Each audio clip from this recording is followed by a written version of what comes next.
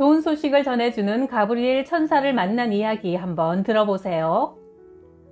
1977년 어느 토요일 저녁 10시 30분쯤 나는 책상에 앉아 말씀을 묵상하고 기도하며 주일 예배를 준비하고 있었다. 그때 나는 호련히 천사의 방문을 받았다. 정확히 2시간 동안 계속 천사와 대화했고 천사는 앞으로 내 평생에 일어날 일들 중 일부를 알려주었는데 그중 한 가지는 우리 교인 중 한 사람과 관련된 일이었다. 그는 1977년 2월 4일에 예수님을 영접했는데 그해 5월 30일 비행기 사고로 사망하기로 정해져 있다고 했다. 하나님은 모든 일을 미리 계획하고 실행하시는 분이다. 그는 죽기 전 마지막 금요일 예배에 참석했고 나는 그에게 점심을 같이 하자고 하면서 꼭 해야 할 말이 있다고 했다. 식사하면서 그는 내게 말했다. 목사님, 아무래도 제가 곧 죽게 될 것 같은 이상한 느낌이 자꾸 들어요. 그는 천사가 내게 말한 대로 정확히 1977년 5월 30일에 비행기 사고로 하나님께로 돌아갔다.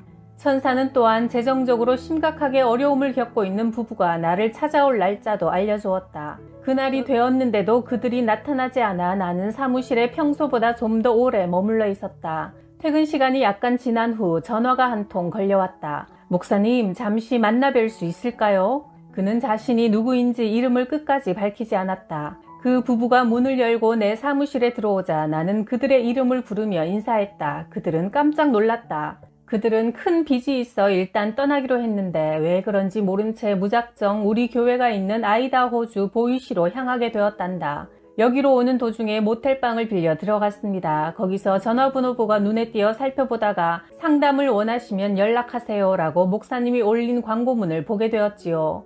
그때 나는 이미 천사가 미리 그 호텔에 가서 전화번호부에서 내 광고가 실린 페이지를 펴놓고 있었음을 알게 되었다. 내가 말했다. 이미 수개월 전에 당신들이 나를 찾아올 것을 하나님께서 천사를 통해 미리 알려주셨지요. 부인, 당신 지갑 속에 권총이 들어있죠? 당신은 모텔에 돌아가자마자 당신 남편을 쏘려고 하고 있습니다. 그 권총을 제게 주세요. 그러자 그녀는 깜짝 놀라 지갑을 열어 권총을 내게 건네주었고 두 부부는 즉시 엎드려 얼굴을 바닥에 대고 하나님께 회개하며 자신들을 지켜보며 구원의 길로 인도해 주신 하나님께 감사드렸다. 그들은 현재 캘리포니아에 있는 좋은 교회에 다니면서 행복하게 하나님을 섬기고 있다.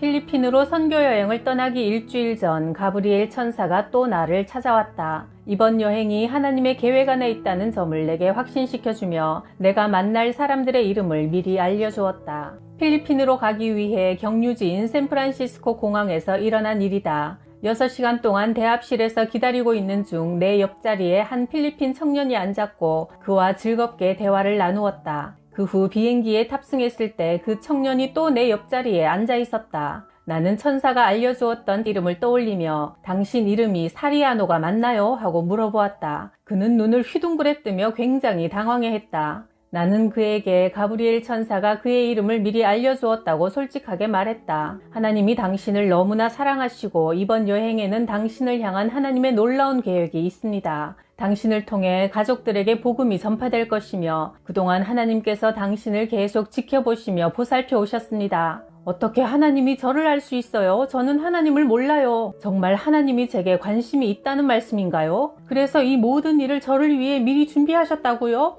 그래요. 크고 놀라우신 하나님께서 당신에게 관심을 갖고 계시며 당신의 삶을 그분께 드리길 원하십니다. 내 말이 끝나자마자 그는 바로 그 자리에서 예수님을 구주로 영접했고 흥분해서 말했다. 제 아버지는 밤에 하늘과 별을 바라보시며 분명히 하나님이 저기 어딘가에 계실 텐데 라고 자주 말씀하셨어요. 이번에 아버지를 만나면 아버지가 말씀하셨던 것이 옳았다고 말할 거예요. 하나님이 분명히 계시고 제가 그분을 만났다고 꼭 전해드리겠어요. 저의 가족 모두 작은 마을에 모여 살아요. 제가 가서 가족들에게 하나님을 전할 거예요. 하나님이 우리 하나하나에게 관심을 갖고 계시고 사랑한다는 것을요.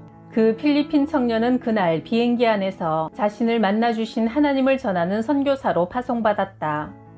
주 안에서 형제된 존 위버 목사님도 천사를 2번 만났다는 이야기를 내게 했다. 존 위버 목사님은 몬태나주 보스맨에 있는 크리스천 센터에서 근무하고 있다. 목사님이 집으로 돌아오려고 운전하는 중 차는 움직이고 있었고 자동차 문도 창문도 모두 닫혀 있었다. 조수석에는 아무도 없었는데 갑자기 천사가 목사님 옆에 앉아 있었다. 천사는 목사님에게 하나님께서 그분에게 맡겨준 일들을 전했다. 목사님이 그 일을 하겠다고 말하자 천사는 차로 들어왔던 것처럼 밖으로 나갔다. 차가 시속 80km 속도로 달리고 있었음에도 천사는 갑자기 사라졌다. 언젠가 비행기가 보이시에 거의 다 와서 착륙하게 되었다. 그런데 갑자기 비행기가 하늘로 올라갔고 방송이 나왔다. 바로 앞에 비행기 착륙이 지연되는 바람에 다른 비행장에 내려야 한다는 것이다. 그런데 착륙하는 동안 비행기 기체가 약 10m 정도 공중으로 튀어오르는 것이다. 깜짝 놀라 창밖을 보았는데 놀랍게도 그 순간 큰 천사가 비행기 날개를 가볍게 그의 손으로 잡았다. 그러자 흔들림이 없어졌다. 천사들의 존재는 무척 호기심을 자극한다.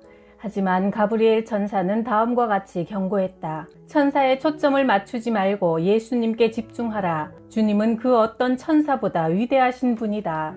당시 교황이 새로 선출될 것도 천사는 내게 말해주었다. 하나님은 교황이 하나님 앞에서 가지는 특권은 신자 중 가장 작은 자보다 나을 것이 전혀 없다고 하셨다. 하지만 교황이 사람들에게 미치는 영향력이 크기 때문에 누가 교황이 되는지를 중요하게 생각하신다고 하셨고 카롤 보이티아라는 폴란드 사람을 선택했다고 말씀하셨다. 이 예언은 1978년 10월 16일에 이루어졌고 그가 바로 교황 요한 바오로 2세였다.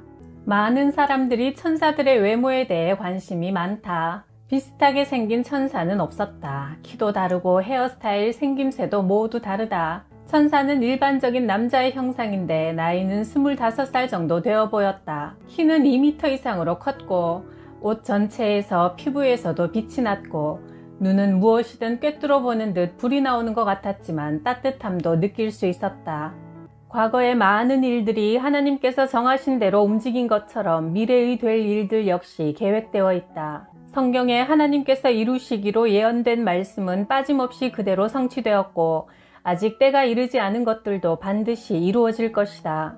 하나님은 다니엘에게도 내 계획의 일부를 너에게 보여주겠다 말씀하셨다. 이스라엘이 70년 동안 바벨론의 포로가 될 것이며 70년이 다 차면 페르시아 왕 고레스가 예루살렘을 재건하도록 칙령을 내릴 것이다. 그리고 그날로부터 483년 후 내 아들 예수가 세상을 위해 자기 생명을 내어줄 것이다. 그는 이 세상의 죄 때문에 죽을 것이다. 페르시아 제국을 멸망시키고 헬라 제국을 건설했던 알렉산더 대왕에 관한 역사도 하나님께서 이미 계획하신 대로 이루어진 것이다. 알렉산더가 죽자 제국이 4개로 나누어지고 4명의 장군들이 분립국으로 통치했다는 역사적 사실은 하나님의 계획이 그대로 이루어진 것이었다.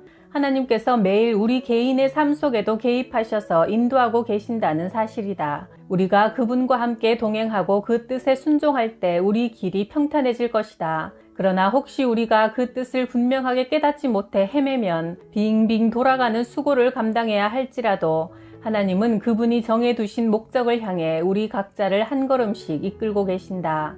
6월절에 예수님이 죽으시고 3일 후 부활하시고 50일 후 오순절에 성령을 보내신 것도 우리 각 사람의 구원도 창세전에 하나님께서 이미 계획했던 일이었다. 하나님은 창세전에 그리스도 안에서 우리를 택하시고 사랑하셔서 하나님 앞에서 거룩하고 흠이 없는 사람이 되게 하셨다. 에베소서 1장 4절. 또한 하나님이 정하신 그날 예수님이 다시 오셔서 하나님의 위대한 구속 계획을 완성시킬 것이다. 예수 그리스도는 인류 문명의 핵심이다. 과거에 있었던 모든 역사는 바로 예수님을 설명하고 있고 앞으로 일어날 모든 일도 바로 그분을 가리키게 될 것이다. 어린 양으로 죽으신 그분은 하늘과 땅의 모든 권세를 가진 위대한 통치자로 다시 오실 것이다. 그분만 바라보고 동행하면 두려움이나 초조함에서 자유를 얻게 된다. 이 세상이 필요로 하는 것은 바로 예수님이다. 그 예수님을 전하고 보여줄 수 있는 통로가 바로 우리 자신이다. 우리가 주위 사람들에게 관심을 가지고 예수 그리스도의 복음과 하나님의 사랑을 전할 때 하나님은 하늘의 책에 그런 행위들을 모두 기록하시고 우리가 하나님 앞에 섰을 때 잘하였다, 착하고 충성된 종아 칭찬하실 것이다. 또 한 가지 흥미로운 사건은 앞으로 우리 교회를 찾아오게 될 한 청년에 관한 일이었다. 그는 자기 영혼을 사탄에게 팔아버리고 사탄의 사제가 되었는데 천사는 그의 이름이 짐 올슨이라고 내게 알려주었고 그를 직접 보여주었다. 1977년 4월 9일 하나님의 정하신 날이 되자 그가 우리 교회로 찾아왔고 나는 그를 대번에 알아보았다. 내 서재에서 대화하는 동안 하나님은 그를 구원하셨고 그 후 그가 최근에 내게 이런 편지를 보내왔다. 1977년 4월 9일 제가 목사님께 저의 삶에 대해 말씀드렸을 때 목사님은 전혀 놀라지 않으셨죠. 마치 모든 것을 다 알고 있는 듯 했습니다. 저는 목사의 아들로 자랐지만 주님께 온전히 항복하지 못했습니다. 마침내 사탄을 숭배하는 집단에 들어가게 되었지요. 저는 사제가 되어 주문을 외우면서 귀신을 불러들이기도 했습니다. 이런 삶에서 벗어나기 위해 몸부림쳤지만 이미 제 안에는 악령이 가득했고 쉽게 쫓아낼 수 없는 지경이 되어버렸습니다. 혼자 힘으로는 도저히 헤어나올 수 없었습니다. 결국 갈 곳이 없어 아이다호에 있는 부모님께 전화를 걸었습니다. 다행히도 부모님은 여전히 저를 사랑하고 계셨고 저는 사탄 숭배하는 곳을 떠나 집으로 돌아왔습니다. 저를 떠났던 아내도 다시 돌아와 우리가 함께 하와이로 여행을 갔는데 거기서 어떤 부부를 만났고 그분들이 저를 아이다호 보이시에 있는 목사님의 교회로 인도해 주셨습니다. 저는 하나님께 항복한다는 의미로 제 사무실에 흰색 길을 걸어놓고 있습니다. 짐 올슨. 과거에 천사를 통해 일하셨던 하나님은 지금도 일하고 계신다. 때로 천사는 사람의 모습으로도 나타나기 때문에 우리는 천사를 보아도 그것이 천사인지 깨닫지 못하는 경우도 많다. 우리 눈에 보이지 않더라도 천사는 언제나 우리 주변에 있다. 하나님께서 너를 위해 천사들을 명하사 네 모든 길에 너를 지키신다. 시편 91편 11절. 모든 천사들은 구원받을 사람들을 섬기도록 보내심을 받은 영들이다. 히브리서 1장 14절. 천사가 알려준 가장 인상 깊었던 내용은 하나님은 사람에게 큰 관심을 갖고 계시고 사람들을 사랑하신다. 우리가 하나님의 뜻에 제대로 반응하지 못했을지라도 하나님은 언제나 또 다른 계획을 갖고 계신다는 사실이었다. 또한 우리가 하나님께 올려드린 기도는 이미 들으셨기 때문에 더 이상 구걸하듯이 기도하지 말고 대신 하나님을 찬양하며 그분이 행하실 일을 기대해야 한다고 천사가 알려주었다. 그리고 예수님이 우리에게 그분의 영이신 성령을 부어주실 때는 우리가 주님을 위해 행할 일도 맡기신다. 세상의 빛이 되어 영혼들을 하나님께로 인도하는 일을 하게 하시려고 성령을 부어주시는 것이다. 나는 1977년부터 3년 동안 총 27회 천사의 방문을 받았다. 천사들은 내게 나타날 때마다 하나님께서 이 세상에 전하고자 하시는 메시지를 가지고 왔다. 주님이 주시는 메시지들을 한마디로 표현하면 내가 지켜보고 있단다 라고 할 수 있다.